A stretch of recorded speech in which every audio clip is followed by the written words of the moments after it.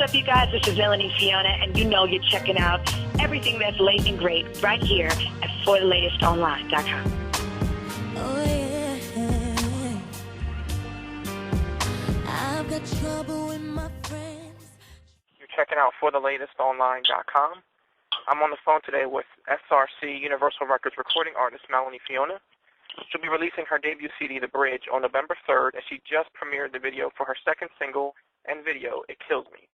We have her on the phone today to talk about the new single and the various projects she's been working on leading up to the release of the debut CD, The Bridge. So how's everything going, Melanie? Everything is doing very, very well. I'm happy to be here speaking to you today. All right, well, let's just jump into it. You know, I just came across the video, It Kills Me. Can I ask you to talk about the concept behind the single and the video? Definitely.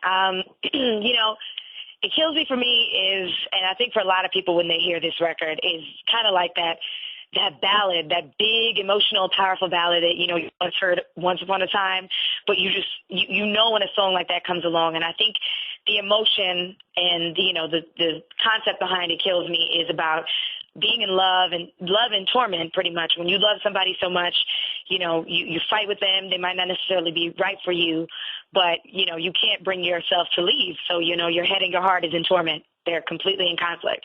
And so, I think everybody goes through that at one time or another. I have, and I know a lot of people do, and I think that's why people love this record. So when it came to the video, I really wanted to do something that would, you know, I guess heighten that emotion that you feel for this record and really drive home a powerful message with the video being, you know, life is too short, never leave things angry with the person that you love or care about, you know, and it's almost like, you know, when love goes away, it's like mourning something that's leaving your life. So I wanted to make a movie type video that, you know, would leave a lasting impression on the people.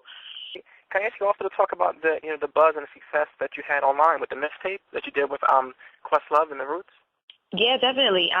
You know, the whole mixtape came about, I think, so organically and from such a good place that it, you know, I think people felt that when they listened to it. I know for me, in creating it, I knew I wanted to work with QuestLove for a really long time. We finally got together, and we kind of just freestyled what you heard on the mixtape and, you know, live in the studio, unrehearsed, just completely hit play, hit record, and you know, let's see what happens. And, you know, I feel like that was you know, my album has been pushed back for a year now, and I feel like that was something that I could do, you know, in doing something that I wanted to do, but also to give the people something to get familiar with me before the album came out. And, you know, I think it's just one of those little hidden treasure treats that, you know, a few years from now, it'll kind of feel like a collector's item. And, you know, I'm overwhelmed by the fact that so many people loved it because, you know, I just thought, will people really like this, or do they want the album more? But it's been really, really great. I'm really happy with it. Definitely. I gotta tell you that your cover of Kanye's "Heartless," that is on point. That definitely is on point. Thank you. Yeah, I played that. I'm like, damn, that song. Like you just, I guess, you know, as a guy listening to it from a female's, you know, perspective, you definitely nailed that. Definitely. Thank you. Thank you very much. Okay. And most recently, you know, I did the Heineken show in my hometown of Philly. So That's you there with right. Chris. You know, what I want to ask you is, how did you get involved with that, and what's that whole experience been like?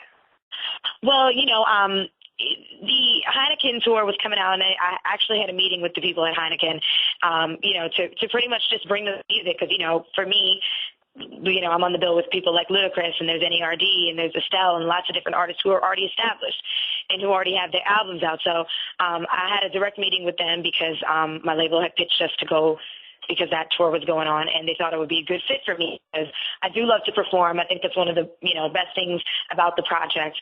And, you know, we got offered to go on it, and it was really great. We did 3 great cities. You know, we went Philly, we did D.C., we did Chicago. And every city is so, they love music, those 3 cities that I got a chance to go to. And it was a real great experience to be able to perform in new markets and, you know, spread the word about the music. So from the time I got to Philly, you know, the 2 shows before had already created a buzz. So people, you know, were now looking to see my performance. And, you know, I met a lot of new fans, and it was a really great experience. I had a lot of fun. Okay. And speaking of fans, I know I also covered your show you did at SOBs back in the end of August. That's right. And that was something else. I know, like I went there obviously as someone who runs the website and just a lover of music, period.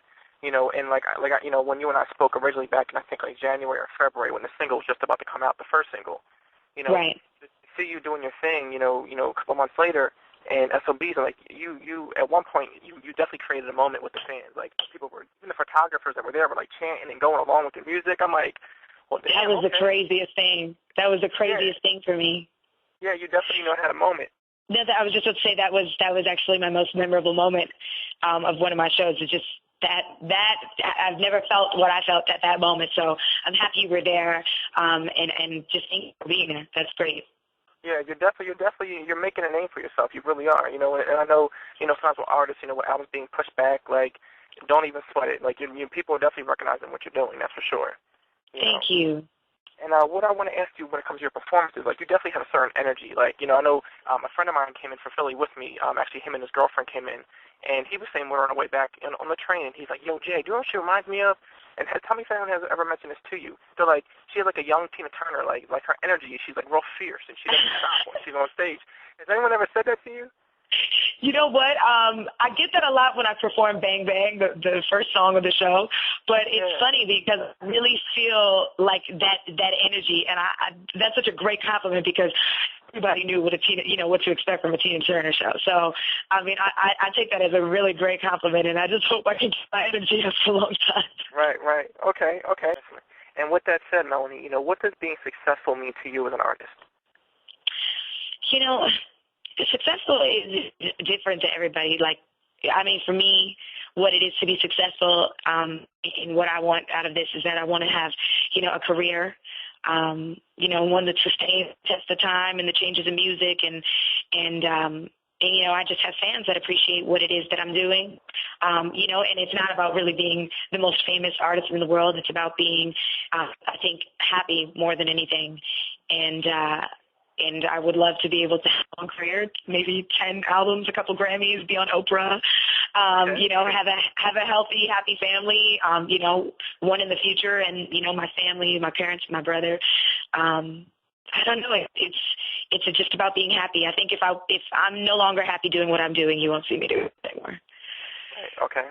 All right. And where can people find you online? Where can people check you out online? Goodness. The internet has taken my life over. I am on everything. I'm on MelanieFiona.com, which is my site, which has exclusive updates and video. Then you've got the Twitter. I'm at Twitter, Facebook, Melanie Fiona, MySpace/Melanie Fiona, and then I've got a YouTube page, Melanie Fiona TV. Check it out. Okay. All right. And would you mind maybe, being that we're talking about the single, It Kills Me, would you mind maybe singing like a quick a cappella verse of this, or any part of the song you want to sing? Sure, absolutely. Hey, what's up, you guys? This is Melanie Fiona. Be sure to check out my new single, It Kills Me. I've got trouble with my friends, trouble in my life, problems when you don't come home at night. But when you do, you always start a fight. But I can't be alone. I need you to come on home. I know you're messing around, but who the hell else is gonna hold me down? I've gotta be out my mind to think it's gonna work this time. And a part of me wants to leave, but the other side still believes, and it kills me to know how much I really love you. So much I wanna to you. Oh. There you go. Perfect. All right. I definitely want to thank you so much for your time. I know you've been busy as hell, so yeah, no problem. You know what? No, thank you so much, and really thank you very much for showing as much support as you have.